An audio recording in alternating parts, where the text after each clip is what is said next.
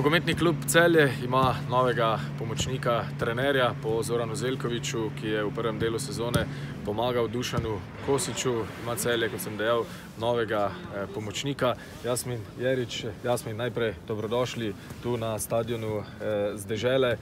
Prihajate iz Interbloka, to vemo, odlično ste delali z mlajšimi selekcijami pri Interbloku, imate tudi že nekaj članskih izkušenj. Zanimivo pa je, da ste trenersko pot začeli pravzaprav na Poljskem. Najprej se nam malce predstavite in nam to zanimivost glede udejstvovanja na Poljskem malce tudi razložite, prosim. Hvala za besedo, sigurno pa tudi za lepo dobrodošlico. Moram reči, da nekako z neko profesionalno potjo kot trener sem se soočil na Poljskem, kot sicer na neki športni praksi, nogometni. Z največjim veseljem sem sprejel to odločitev, ne glede na to, da je bila v bistvu prostovoljna. Sem se zavedal, da take priložnosti ne gre zamuditi. Mogoče mi je poljščina na začetku malce povzročala preglavice prva 2 meseca, potem sem pa kar hitro prišel noter, tako da so me sprejeli v klubu kot svojega. To mi je bilo zelo lepo, na kar sem dobil neko priložnost delovati potem tudi v njihovi akademiji, tako da sem kar hitro preskočil v enih 60 km oddaljen kraj Vronki. Tam sem spoznal mogoče enega izmed boljših kadrov trenerskih, kar sem jih videl nasploh. Zelo dobro metodološki pristop dela, sigurno pa tudi izjemno kvalitetni strani, bi rekel, teoretičnega znanja. Tukaj sem bil najbolj vesel, da sem tisto leto posvetil svojemu razvoju. Zavedal sem se, da nisem še na tisti ravni, kot so bili oni, ampak sem vedel, da lahko iz njih izčrpam svoj maksimum in da vidim tudi kakšni igralci, ki so se potem tudi preselili v Serie A pa v angleško Premier League. Sem videl v bistvu, kako izgleda tak igralec in na kakšen način seveda je treba z njim delati. Potem sem se vrnil nazaj domov. Po enem letu potrebno bilo zaključiti študij na fakulteti za šport. Zavedal sem se pa tudi dejstva, da se mi študentski status počasi zaključuje, tako da sem se vrnil na Primorsko, na Kras. Tam sem poskusil nekako najti sebi najbližje ali pa najbolj organizirano okolje nogometno v tistem trenutku. Sprejel sem spet odločitev, da grem v italijanski prostor, spoznam mogoče še njihovo kulturo, čeprav je zamejska kultura, ampak še vedno je potrebno se naučiti italijanščino. Zopet sem nek drugi jezik osvojil, tako da mi je bilo zelo v redu. Tam sem deloval zadnja 4 leta in pol pred preselitvijo v Interbloku. Moram pa reči, da v bistvu sem začel z najmlajšimi, ker enostavno, kadarkoli prideš v klub, te morajo malo sprobati.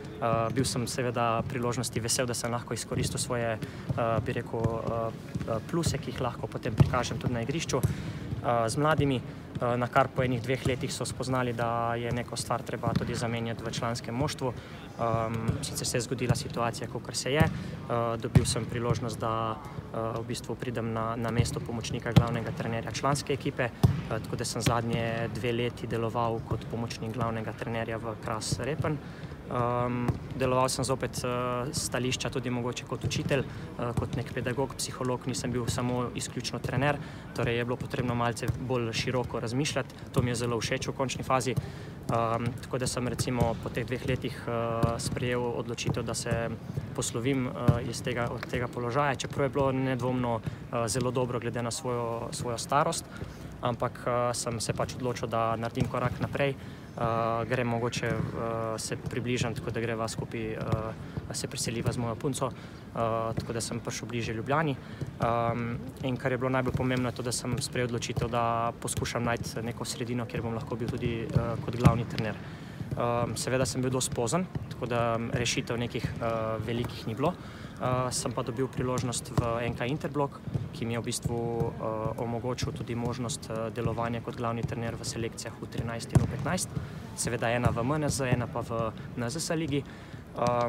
Tam sem mogoče opazil še, da imam to vodstveno sposobnost, ki jo lahko nudim ostalim, kar je zelo pomembno za v končni fazi tudi pomočnika glavnega trenerja članske ekipe, torej da si kot en vodja, ampak obenem mogoče malo bolj povezovalen, trener je glavni tisti, ki odloča o nekih situacijah. Tako da sem v tem trenutku lahko rečem presrečen.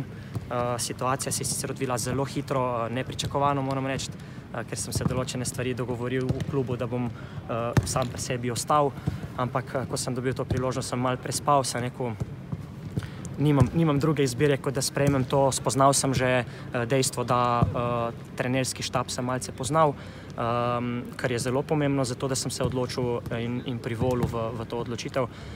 Po drugi strani pa je ekipa zelo mlada, željna znanja, željna sprejemati nove informacije in sem prepričan in takoj od tistega začetka, ko sem rekel ja, sem vedel, da lahko kujemo neko lepo zgodbo.